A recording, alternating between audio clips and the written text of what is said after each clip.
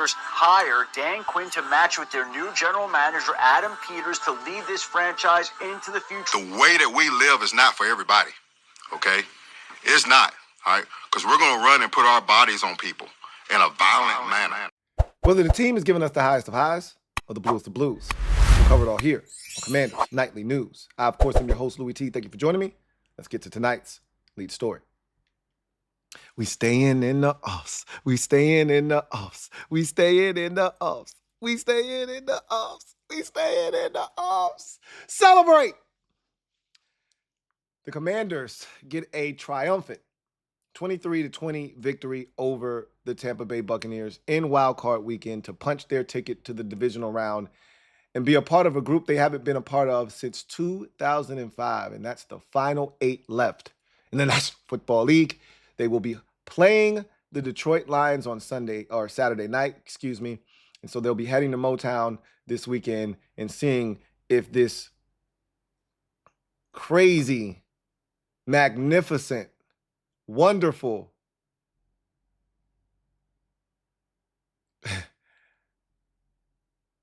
frenetic,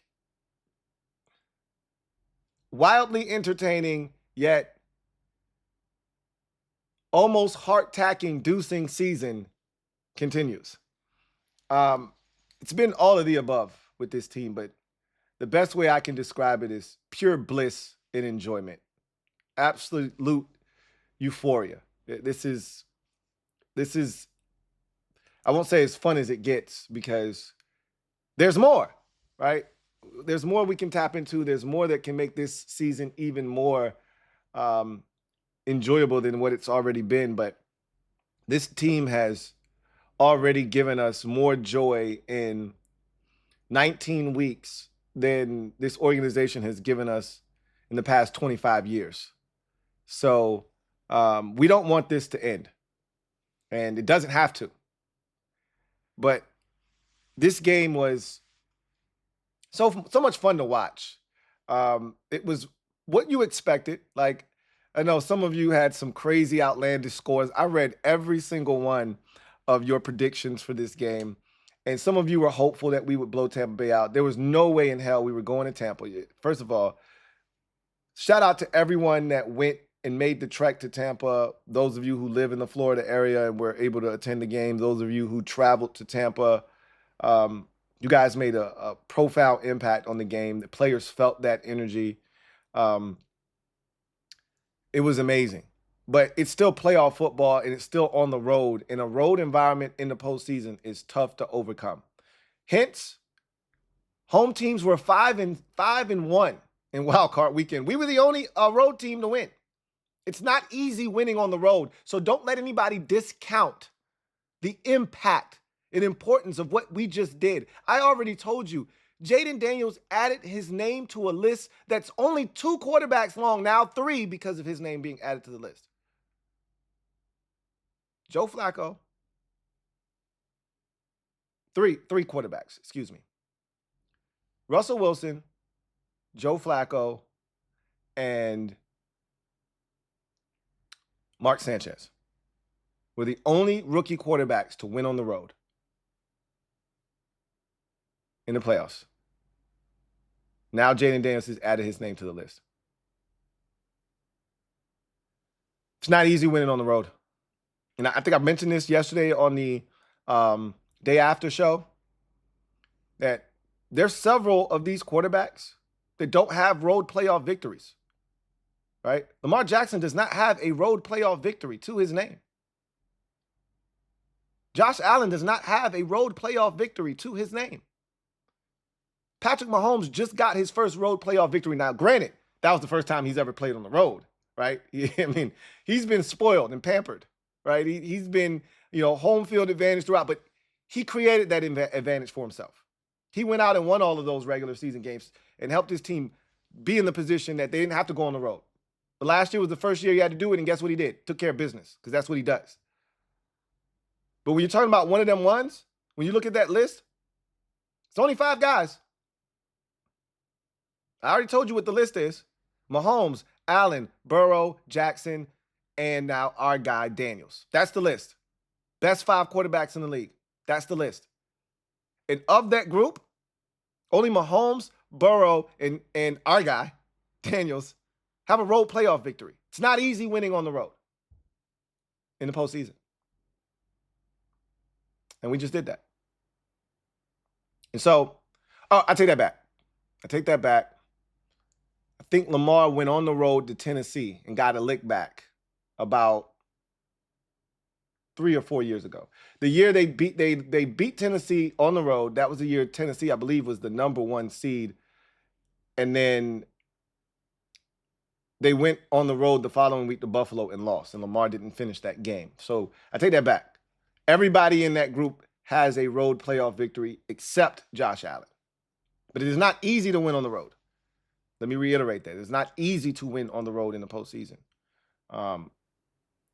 So with that said, let's talk about this game. And the way we're going to do that is talk about our keys to victory. And I had 2 shows last week that really highlighted, and we're going to do that again this week. We're going to be live on Thursday, just like we were this past week. And I talked about X factors and things that I thought were going to be impactful. And one of the things I mentioned, I think the very first thing I mentioned was the running backs not going to be very effective on the ground. We knew who we were playing against, and we knew what we were walking into. And as I said yesterday on the day after program, we know who we are now. This run game isn't going to get fixed. I'll be shocked if we dominate on the ground with our running backs the remainder of this season. I just don't see that being fixed. But I said those running backs can have an impact through the air as pass catchers and receivers. And they were very impactful. Austin Eckler, one of the biggest catches on that final drive along with De'Ami Brown. Massive catch and run there right before the 2-minute warning to pretty much put us in field goal range at that point. So with that said, let's go to our offensive keys. We start with start fast, finish fast. Celebrate. I know that's random, damn it. It's random. I don't give a shit. Celebrate. We're in a divisional round. Damn it. I want all the smoke. All of it. Sorry. I just hit y'all with a little bit of Tourette's. My fault. Start fast, finish faster was the first offensive key. I wanted 7 to 14 points in the first quarter. Obviously, that was not obtained. We didn't score a single point, but I like the aggressive nature of DQ in that first quarter. I'm going to be honest with you. I would have taken the points. That was the only 4th down that I would have bypassed and kicked the field goal. The rest of them, I was down for the cause. I was like, hey, scare money don't make money. And he just had to let me know what the tone was. He set the tone with the first one. Okay. He just had to let me know. And then once he let me know what type of party it was, oh, bet. Let's go get down. Right? I didn't know what type of party it was until he showed me on that first one. Okay. Now I see what it is. Let's go get it. But we finished faster in this game. I said I wanted to outscore the Bucs in the fourth quarter, and that was the difference in the game.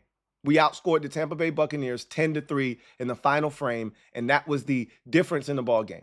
A difference of a game where you win by 3.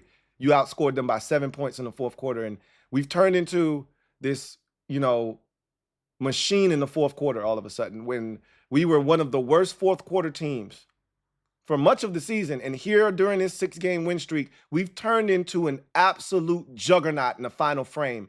And that's what winning football is all about. Those are those winning time moments DQ talks about. They happen in the fourth quarter. They happen throughout the course of the game. But the winning time moments come in the fourth quarter. And we've been spectacular in those moments. And it continued again in this game. I gave us half credit. Obviously, we didn't start as fast as we would like to. We were down 3-0. One of the things I wanted to do in this game was set the tone. I talked about Tampa Bay and how they've been a team that feast off of, starting games fast. When they are trailing after the first quarter, they've been, really bad this season. They've lost 7 games. 4 of them, they trailed in the fourth quarter or after the first quarter, rather. So that was the goal, to start fast. We didn't do that, but we finished faster, and that was the key. So half credit there. Protect Jaden and the Duke. I said no turnovers and 2 sacks could be allowed in this game, none of which could come on third down. They took care of Jaden. He was only sacked 1 time in this ball game. And we didn't turn the ball over not a single time. And we couldn't afford to. The margin of error was very small. It's going to continue to be that way as we continue to progress throughout the postseason. We understand the value of protecting the football. We've been one of the better teams this season protecting the football. We had a little bit of a hiccup here, late in the season where we got a little bit reckless with the football. But we bat like hook crack. We back up to our usual tricks, and the standard has been set. Take care of the ball, and if you can produce a turnover, that's a winning formula for us. Full check there, obviously. The next offensive key, win on third downs and on fourth downs and in the red zone. I want it 45% or better on third downs. Remember, if we finish over 40%, we're undefeated. We've now run our record to 12-0 this season. Or it's either 12 or 11-0. This season, I believe it's 12, but it could be 11. It's one of the two. When we convert 40% or more of our third downs, like that's our signature. When we get it done, matter of fact, we've won 13 games. 12 of them, we've had 40% or better on third down. So we're 12-0 now. We've extended it. There's only one game we've won this season where we didn't convert over 40% of our third down. So we're now 12-0 when we convert 40% or more. But I'm greedy. Our season average was 45%. I want 45% or better. Be who you are. We converted 8 of 15 third downs in this game. That's good for 55%. So, or 53, I believe, percent, if I'm not mistaken, 53%. So, they took care of that box there. Fourth downs, I was greedy. I wanted 100%. Now, granted, I didn't expect to go for 5 fourth downs. Okay, I was thinking more along the lines of 2, maybe 3. We went for it on fourth down 5 times. It is the first time. Let me repeat. It is the first time in NFL history where a team in the postseason has gone for it 5 or more times on fourth down and won the game.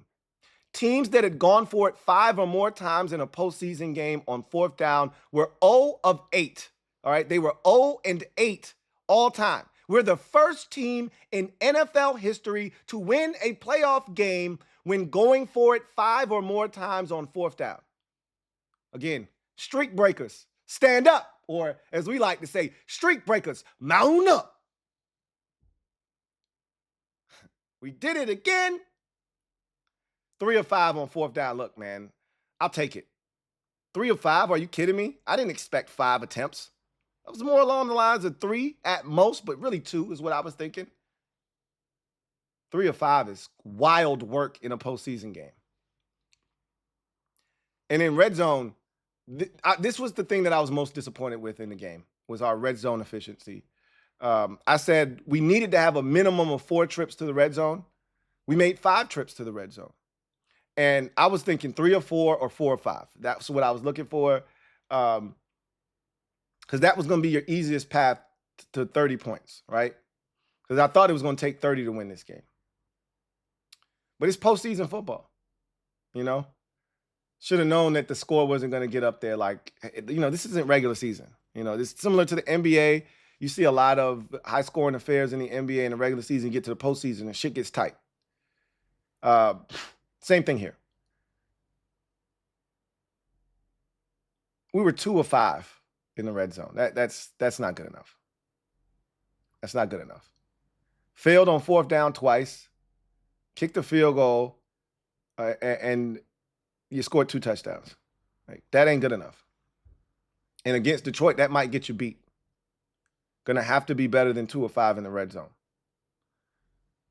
That said, I still gave us a full check because we got the third downs accomplished, which allowed us to win time of possession and kept our defense. And that's what saved our defense in this game, if we're being honest with one another. The fourth downs were so critical, including the biggest one of the game to Terry on that fourth down after the recovery by Bobby Wagner. We had to have it.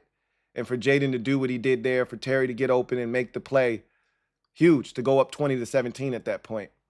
So to convert 3 of 5 to even go for 5 fourth downs is nuts. Like normally teams that go for it that many times on fourth down, they're trailing big. That's why they've gone for it. That's why they were 0-8. Because you're usually down when you go for it fourth down that many times. We weren't down big. We were aggressive. Some of those fourth downs we went for, we weren't even down in that situation. The first one of the game, we weren't down. We were down. It was 3-0. Excuse me. We were down. But we weren't down big. We're just being aggressive. I love it. Got to clean up the red zone, though. That's not good enough. But still gave us a full check. Love the aggressive nature in the football game. And the offense converting on third downs is what won us the game, to be honest with you. That and when they didn't convert on third downs, going for it on fourth down and converting there. Last offensive key, I was looking for explosives, the run game, and penalties. So explosives, I wanted 3 or more plays of 20 yards or more. So I didn't get that, but here's what I did get. I got a 17-yard punt return by Jamison Crowder, and I told you, I'm looking to steal anything and everything, right? That's an explosive play for me. A 17-yard punt return, that's big time. That's flipping field position is what that is. We got a 18-yard catch from Austin Eckler, that one right before the 2-minute warning, which was huge, that put us in field goal range. And then we got a 30-yard catch by Diami, that wide receiver screen that he caught. And then we got a 36-yard catch by Terry, the first possession of the game on that third down, that dime from 5. And that great catch. What concentration by 17, man. That dude is nasty. The best contested catch receiver in the NFL. You better put some respect on that man's name. Hell wrong with your ass. 17 over here, bitch. Tired of the disrespect. I wanted 120 yards or more rushing in the game, and I knew Jaden was going to have to be a huge part of it. The Bucs won't have that shit. They geared up to stop Jaden the runner. They did. That was evident early. When Levante David, I think it was Levante David, escorted him out of bounds on the first third down, the first big third down, and then we went for it on fourth down and got it.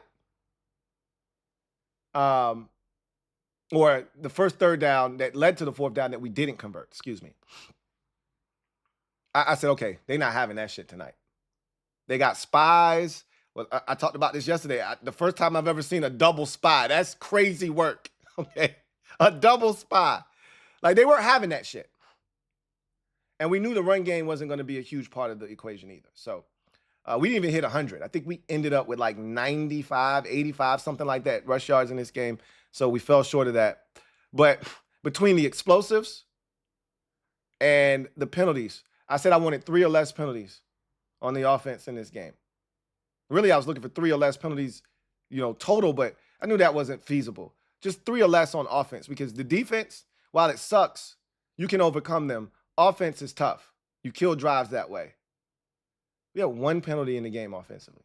That was an Andrew Wiley illegal man downfield on a big catch and run that we had to Terry on a RPO. And Andrew was wilding. He was like 8-9 yards down the field on that RPO. So that was it. We kept it clean on offense. Proud of the way we executed offensively.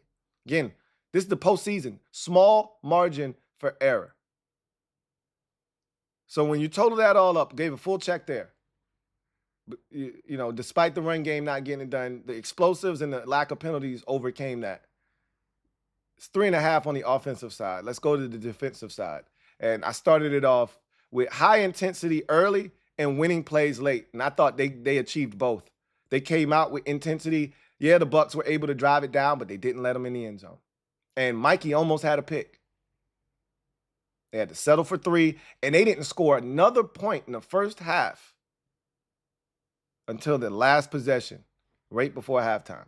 So you got to credit this defense for slowing down what was a very dynamic Bucs offense for much of the year, especially the finish to the season. They started to rev it back up once Mike Evans got back from injury, they started to score points, and they became one of the most prolific offenses in the league. And you can talk all the shit you want about this defense, and I know they were very much so aided by the offense, stealing possessions, going for it on fourth down, winning the time of possession, 35-25. I am fully aware of all of that, but you still got to credit this defense. Still got to credit the defense. They bent, but they never broke.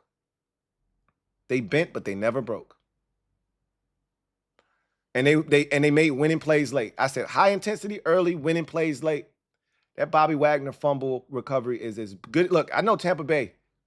That's a self-inflicted wound. I said this on Friday's show when I went through these keys. I said, we got to take advantage of opportunities. If the ball's on the ground, we got to find a way to recover it. The ball's been on the ground way too many times this season, and we haven't found a way to come up with it. We got to take advantage of an opportunity. If an interception ends up in our neighborhood, we got to come down with it.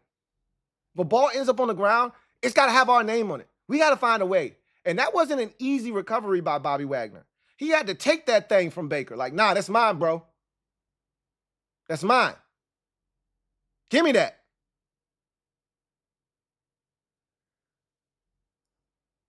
That was a winning time moment. That was a winning play late by this defense. And then, look, it wasn't pretty.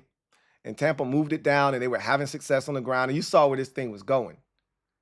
But that snap by Graham Barton that was ill-timed, not our fault. But you know what was great? Guys breaking through that offensive line and getting to Bucky Irving and tackling him for a 3-yard loss. Your fault, not our problem. Make them pay for the shit. They could have still, if we don't bust through that line, pause, and get to Bucky Irving, he can still get that first down. Shit, Jaden did it. Jaden did it. Kalijah Kancey broke through the line, was right there in Jaden's face, and he gave him a stiff arm and got the first down. He could have did the same thing, but we came with friends. We came with that deep crew we've been talking about. And we showed up and we showed out. We got the stop, forced them to kick the field goal, and that set the tone and set the stage for that final possession. And all us needing was a field goal. If we needed a touchdown, there's no doubt in my mind 5 would have went and got it. 5 would have went and got it. But it's so good to know all we needed was a field goal. Because the difference between needing a touchdown and a field goal in that situation is now you don't control how the game ends. Needing a touchdown, you got to score when you score, right? So that touchdown could have got scored with 1:12 left. Because you're not going to say, well, we're going to run the clock all the way down. You're trying to score whenever that happens. You get an opportunity, you taking it. And if we would have scored too quick, you know good and well the defense was giving it up. You know that. So that was huge, them selling for the field goal, because it put us in a position where we could control the outcome of this game. Either we were going to overtime or we were going home with the dub. One or the other. They weren't beating us in regulation. So they got a full check, obviously, there. Slow down Bucs run game and screen game. That was the next defensive key. Slow down Bucs rush and screen game. And they had been averaging 149 yards this season on the ground. 5.25, yards per carry. And in this game, I was looking for 125 yards or less and 3.7 yards per carry. So they had 102 yards, I believe, rushing in this game. Let me get that exact number for you. The Bucs had 101 yards rushing in this ball game. 101 yards rushing. Now, they did average 4 yards a carry. They had 25 carries, 101 yards. But you think about the game, we shut them down. It was really the Eagles game all over again. We shut them down on the ground for 3 quarters. We couldn't stop them to save our life in the fourth quarter, it felt like. Well, I lied. We stopped them for 2.5 quarters. The midpoint of the third quarter, they started to have success on the ground, and they carried that into the fourth quarter, and we couldn't stop them. And Bucky Irving started to get off, and they started to attack our edges, and they started to have the success that I knew was capable if they came out. See, I told you I wasn't as afraid of their run game because they have more of a gap scheme. They run a lot of counters, slow developing runs. I'm afraid of the teams like Detroit who attack your edges with outside zone, inside, outside zone, right? Tosses, things that get to the edge. That's what the Lions do, much like the Falcons. That's why I'm nervous about that because, you know, our edges are soft. But we held them to 4 yards a carry and 101 yards in the game. I'll take it. I'll take it. This was a team averaging $150. This was a team averaging over 5 yards a pop. I'll take it. Full check mark there, right? I'll take it. Get to Bake and get him down was the next defensive key. I gave us half credit there. We only sacked Bake once in the game. I thought we got to him early, especially the first quarter. Made him a little bit antsy, made him leave the pocket maybe a little sooner than he wanted to. I did not think that happened as the game progressed, though. We didn't get to him enough. We didn't make him uncomfortable. And so we didn't get those opportunities to try to get him down. And then, obviously, the one that really pissed all of us off was the one before half, because if you get that stop on 3rd and 8, we were being greedy at that point. It felt like the Cincinnati game all over again. Remember, there was a 3rd and I want to say 11 in the Cincinnati game. We were up 27-13. We scored a touchdown, 28-13, excuse me. We scored a touchdown after halftime. Remember, we scored right before halftime, took a 21-13 lead into the halftime break. We came out, got the ball first, scored again. That was the pass to the tackle, Trent Scott, went up 28-13. And we had a 3rd and long against Cincinnati. I want to say it was 3rd and 11. And we gave up like a 15-yard pass to T. Higgins. And from that point on, it became a shootout, essentially. And if we would have gotten that stop, we would have blown Cincinnati out.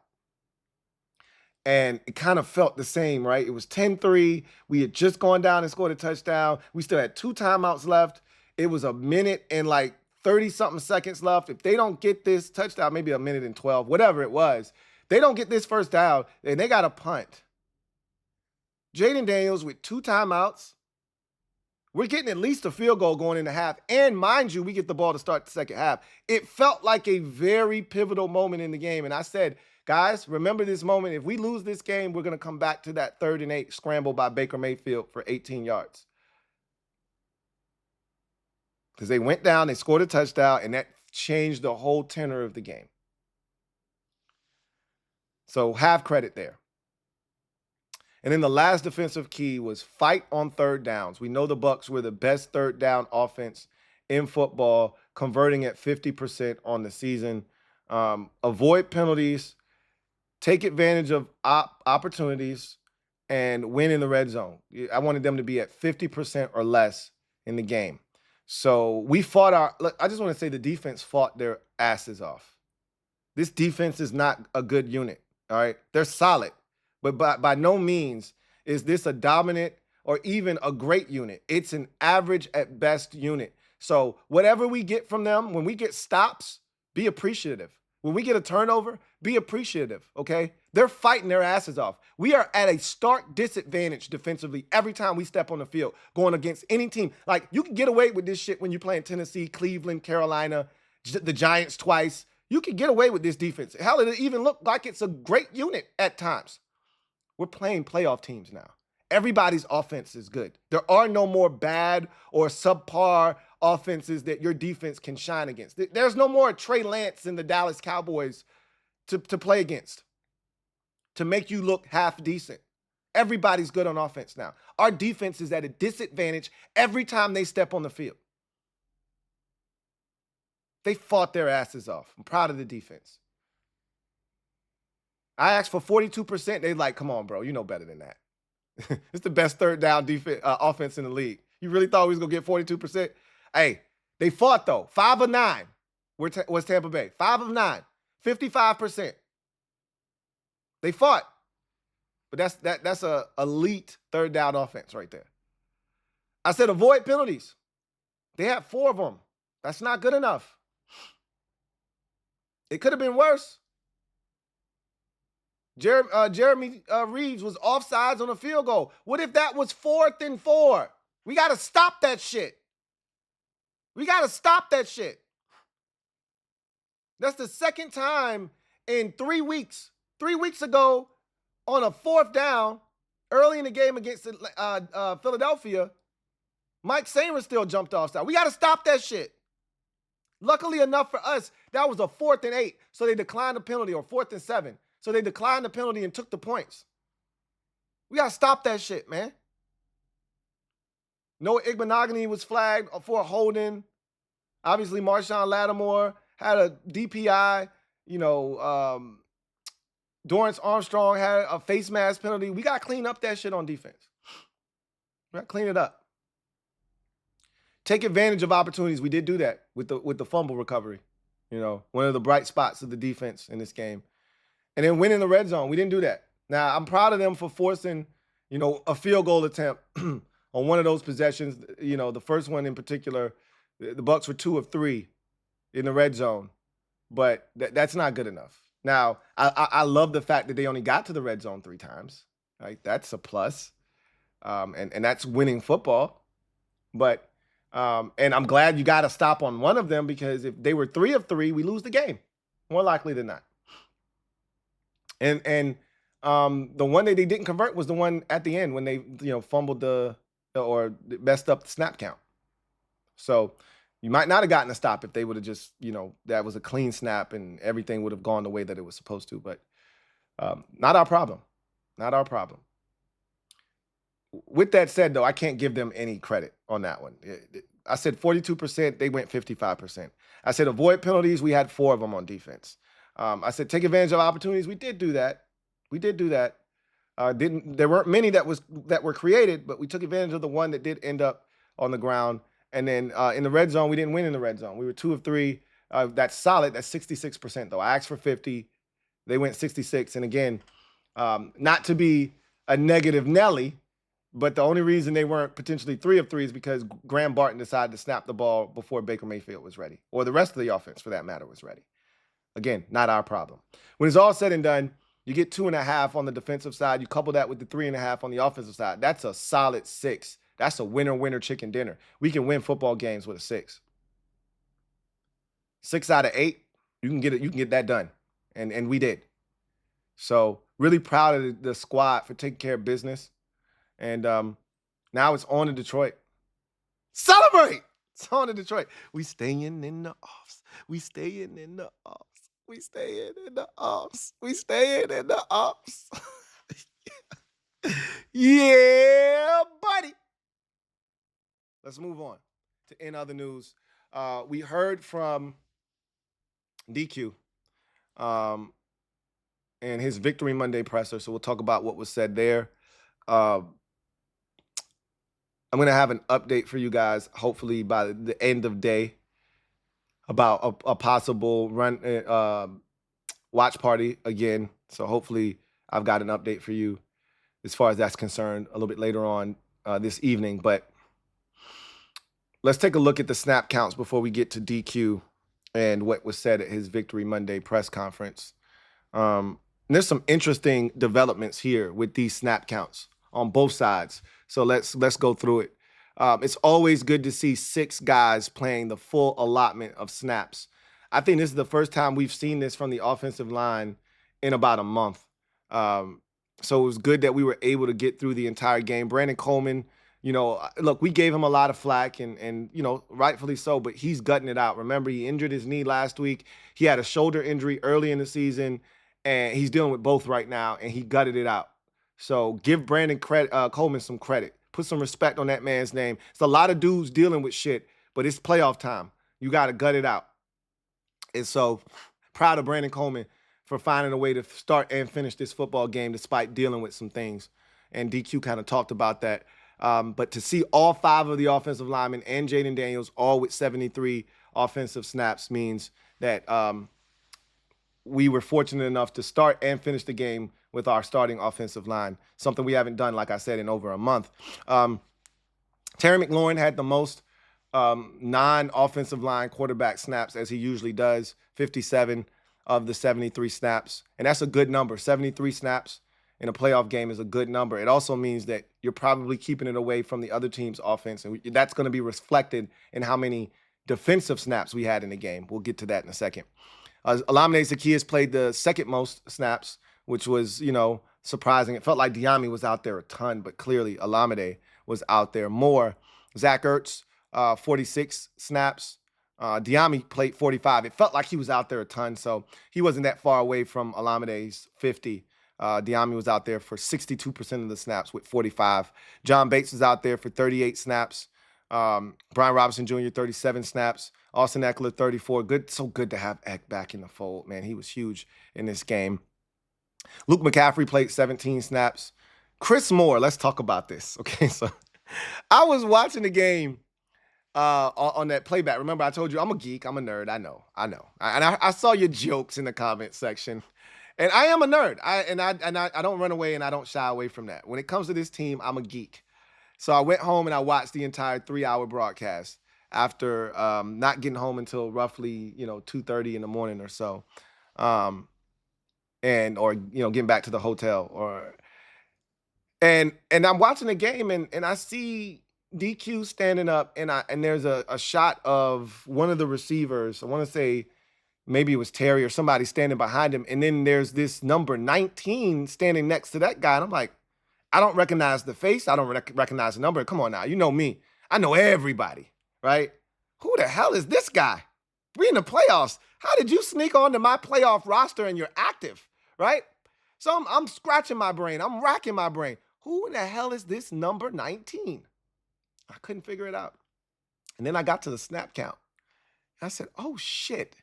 It's Chris Moore. And I remember Ed saying they like Chris Moore more than they like, obviously, KJ Osborne. And this is abundantly clear. Chris Moore got here like 2 or 3 weeks after KJ Osborne. And he's getting 12 snaps in a playoff game. Granted, he's bigger, more physical, and they probably like his ability to block, right? That's probably why. KJ got up one game and he got a holding penalty, and they're like, okay, maybe you're not the man for the job, because they're not going to throw the ball to Chris Moore, more likely than not. I can't say that they won't do it to him for sure, but I would imagine that he's in there on plays where they know they're going to run the ball. You want Terry to catch a break and get a breather. You know you're throwing a wide receiver screen to Diami. Why not have Chris Moore in there and blocking instead of Terry, right? 12 snaps is a lot of snaps, though. Like, whoa. Jamison Crowder, 11 snaps. He played more snaps than Crowder and McNichols and other guys like that in this game. That's crazy. Crowder with 11 snaps. Jeremy McNichols with 10 snaps. Ben Sinnott with 7 as he continues to be a non-factor. As the run game continues to dwindle, so does Ben Sinnott's role offensively. I don't think that that's a mistake. I don't think that that's an accident. The less we see of Ben Sinnott, the less effective we've been in the run game. If you want to run the football, you need Ben Sinnott in the game. He's essentially a fullback / H-back. If you're going to run the football effectively, you need Ben Sinnott in the game. So I'm not surprised, right? But I've talked about this. If we're going to run it now, we got to trick people. We can't just line up and blow people off the football. That's not who we are.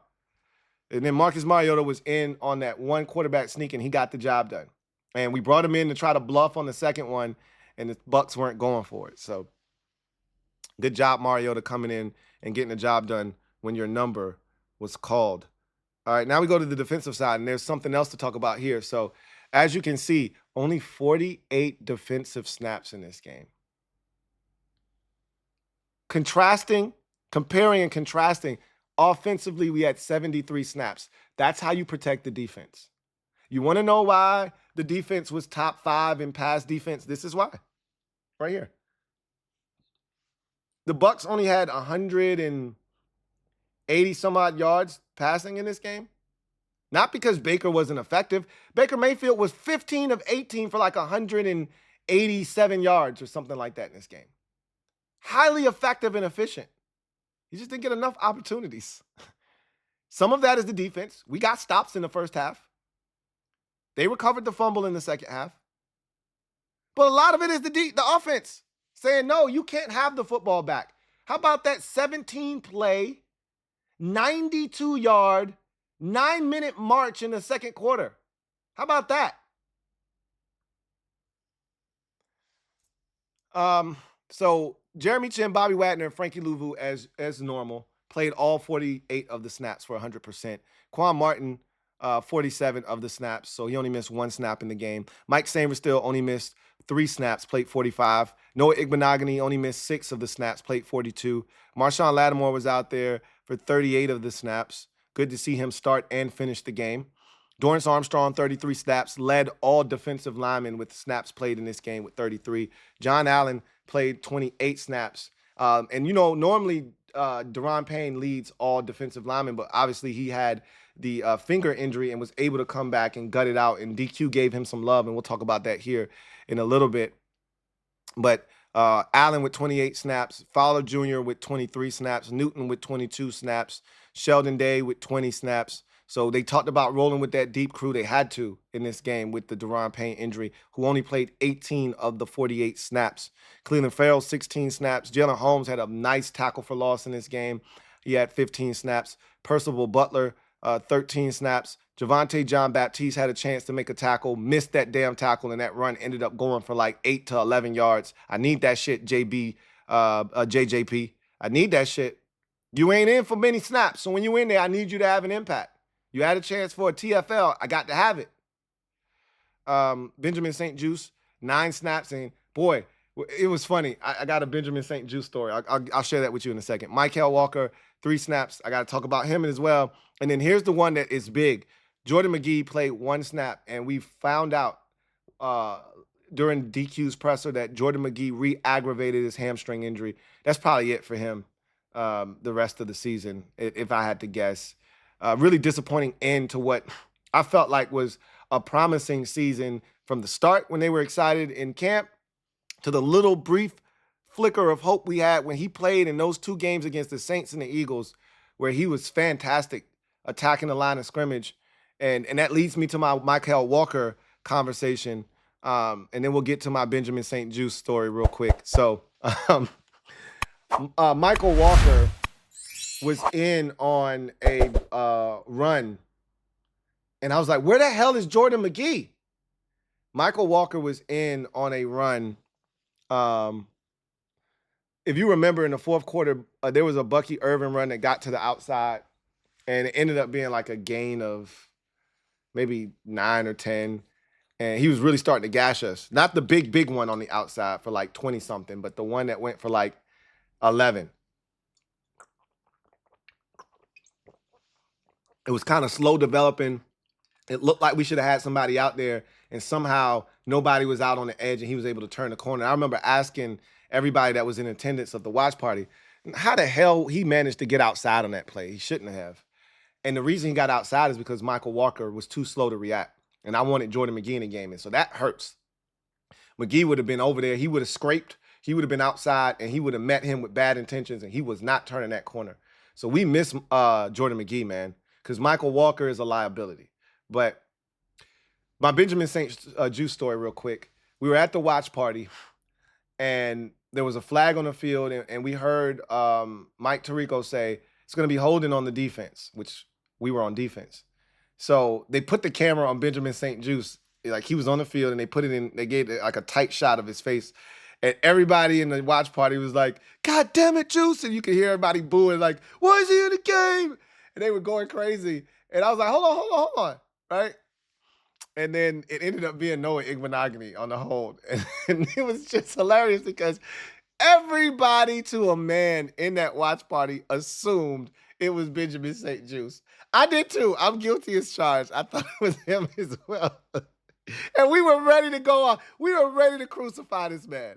We were ready. We had the pitchforks and the torches out. We were ready to have his head on a stick, and it wasn't him. So Juice tried to give up a touchdown. If not for Mike Sainristil, he would have given up a touchdown on that first possession of the game. But I digress. DQ spoke, and he started off by talking about the resilience of this team and the brotherhood and how guys are playing for one another. And, you know, it shows up in these types of situations.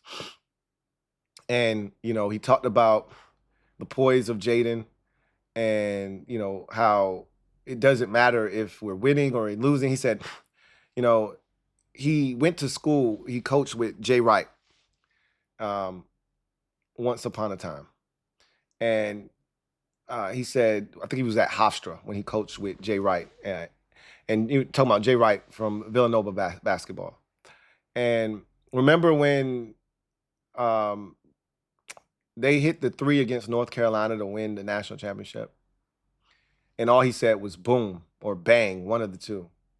And he didn't really go crazy, and it became a viral moment because everybody's going nuts around him, and he's all calm. He's going to go shake the hand of, I think it was Roy Williams was the head coach at the time, and he's going to go shake his hand, and he wasn't getting all crazy, and he's like, "That's Jaden, right?" Like everybody's seen the clip of Jaden as the field goal goes through the uprights.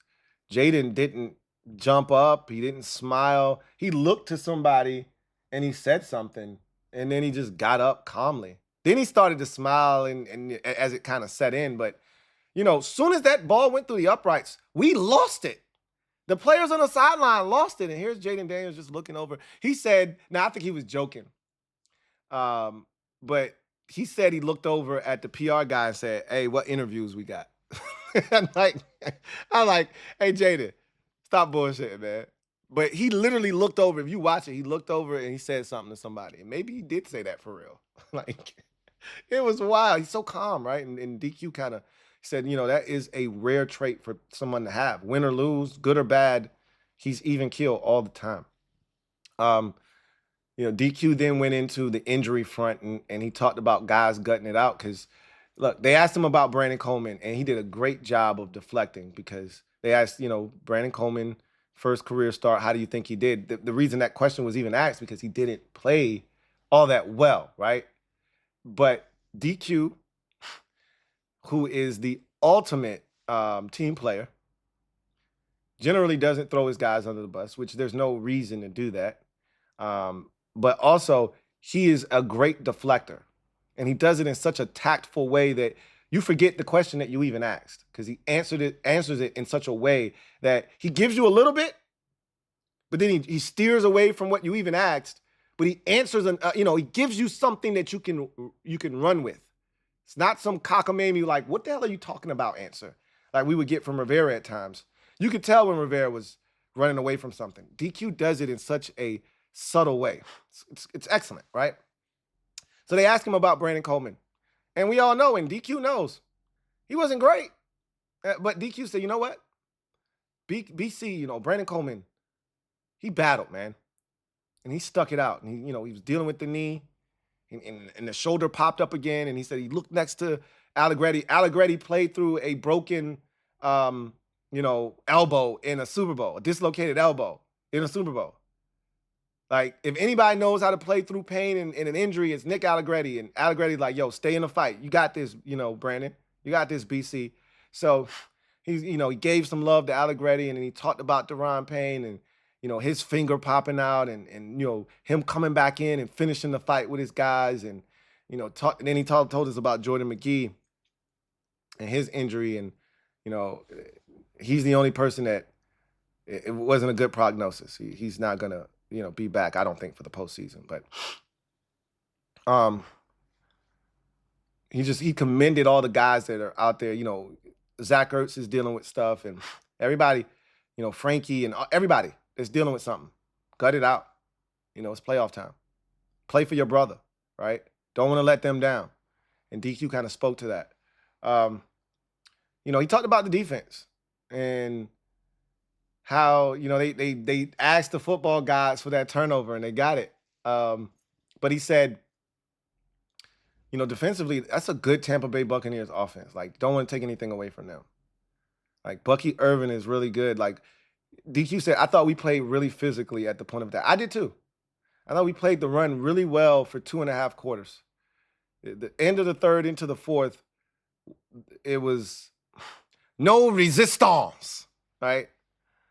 It started out la resistance. And then as the game continued on, that resistance waned, and they started to have, and I don't know why they didn't attack the edges to begin with. It took them 2.5 quarters to realize that's where we're susceptible. And then as they start, and I mean, did you see where they were going on that third down play where the ball was snapped too early? They were going outside. They were attacking the edges again. Like, if we don't fix that, and the antidote was put Deron Payne at defensive end, but if you do that, you take away pass rush. But in early downs, you gotta find a way to set a more physical edge. And then guys have to scrape and fill. We got to crack, replace better, which we haven't done all season. That's why I'm not going to assume that it's just going to magically be fixed, as we play our 20th game of the season, or 19th game, excuse me. I don't expect it to just magically be fixed, but you'd like it to, because it's a clear weakness, and teams watching film can easily see that we struggle, right? In that setting. But I did think, and I agree with DQ, that we were really physical at the point of attack. And he said, I love when Tressway doesn't punt. Don't we all? Don't we all? And he talked about his aggressive nature in this game, and knowing that he had to protect the defense, knowing that the Buccaneers complete third downs at a 50% clip. He needed to protect this defense. He knew it going in.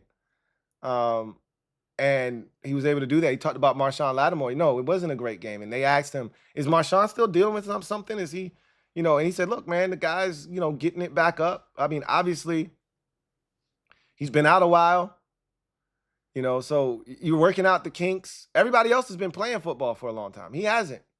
So, he said he battled, and he did. And, as he continues to be out there and continues to get in work, he'll get better and he'll get sharper. But obviously, Mike Evans is really good too. Like, gotta give him credit as well. Like, again, you act like he was out here getting cooked by Marquez Valdez-Scantling or some shit. Right? Mike Evans is a future first ballot Hall of Fame wide receiver. What are we talking about here? That man has been playing football. Evans came back from injury post-bye for Tampa Bay, which was week 12. I think the Bucs had a bye. Or week 11 or something like that. And he's been playing football ever since, as Mike Evans. Marshawn Lattimore has played in 3 games.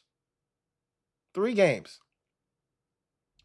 This being the 3rd one since he came to Washington over almost 3 months ago. We traded for this man in October. So to think he was going to come out here and just lock him down is insane. It's insanity. But, I appreciate the fight, and I expect him to get better as he gets more and more reps. But when it's all said and done, DQ also talked about having him on a pitch count. Like, I don't know if you guys realize that at one point, and somebody had brought this up at the watch party, like, hey, we need to double Mike Evans and then take Lattimore and put him on, the Bucs' other receiver, which is Jalen McMillan, and just let him handle that young fella. And they did that from time to time where, they took him off of Mike Evans and doubled Mike and let him play, Jalen McMillan one-on-one. And again, that's the power of having a Marshawn Lattimore. You can do that. But that was by design, DQ said. Like, they went in with a pitch count. Like, we didn't want him, because I think they thought in their mind, that's how he re-aggravated the injury against the Eagles. They put him out there in that game, and the week before, he really didn't get any work, right, against the Saints. So he really didn't get tested. So then the next week, I mean, he got targeted like crazy, and he fought his ass off in that game. It was a hell of a battle. And because he had so much put on his plate, it was too much too soon.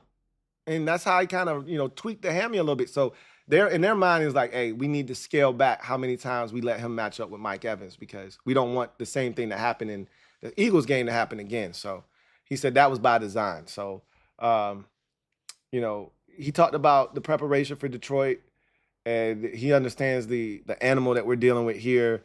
And I expect the same amount of aggressiveness from an offensive standpoint. And they're getting to work early. Obviously, it's a Saturday game, so it's going to be a condensed week. So instead of the normal Monday press conference, day off for the players Tuesday, Wednesday is DQ and Jaden and practice. Thursday are the coordinators and the biggest practice day of the week. And then Friday, kind of a glorified walkthrough. And then Saturday, you travel and you get ready for the game. It's condensed. So Monday was DQ's, victory Monday presser, but they also kind of went over everything. And then Tuesday, you hit the practice field. That's your new Wednesday, right? So today we're going to hear from, and we'll talk about that on the next episode of Commanders Nightly News. You're going to get 2 of them today. We heard from DQ. We heard from Jaden, right? And then on Wednesday, that's going to be the Thursday practice. So that's the big practice, right? That's the physical practice. That's the heavy, let's go out here and really get after it practice to prepare for Detroit. You're going to hear from Witt Jr. You're going to hear from Cliff on Wednesday. And then Thursday, that's the new Friday practice. You're probably going to hear from DQ, right? Final time of the week. And then Friday is a travel day. And then we're heading over to Detroit, and then game is on Saturday night. So condensed week because we played. And again, that's the perks of being the number 1 seed. You're going to get a team on a short week. You're coming off of a bye. You're well rested, and the other team is coming off of a short week. The NFL set that up intentionally. They're giving every advantage to the one. We're not supposed to win this game. We're not supposed to be set up for success. We've been here before. We stared in the belly of the beast before, man. We not afraid. We not scared. And I love this us against the world mentality that we have. We scary. We dangerous. And we'll talk more about that, though, as the week progresses. But in any event, that's going to do it for me, your man Louie T, here on Commanders Nightly News. Hopefully I'll have something for you on the second episode of Commanders Nightly News as far as the watch party is concerned. If not, maybe I'll have an update for you on the Commanders King stream. We are doing a Commanders King stream tonight live with the fellas, 8:30 over on the Commanders Kings channel.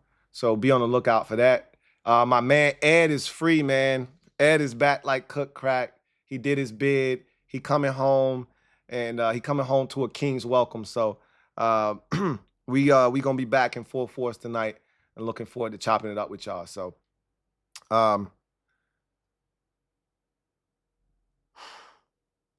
celebrate. It just every so often it just hits me like, yo, we playing in the divisional round, man. It's a lot of people at home watching right now. Not us. We playing more football. And we ain't afraid. Look, we are almost 10-point underdogs. A dime. What we got to lose, man? We ain't got. Hey, Derek B, we playing with that house money, bro. Slap a little bit more down on the table right here. Let's throw a couple more chips down, man. We playing with house money. We staying in the ups. We staying in the ups. We staying in the ups. We staying in the ups. I love it. Cheer. I'll see you guys next time. Have a good one. Make sure you like this video. Subscribe for more great content. Share it, right? Let's get it, man. Turn on that notification bell so you don't miss a thing. I'll see you guys next time. Feels good, feels good. Here comes the diesel. Here comes the diesel. There's the snap, hand to Riggins. Good hole. He's got the first down.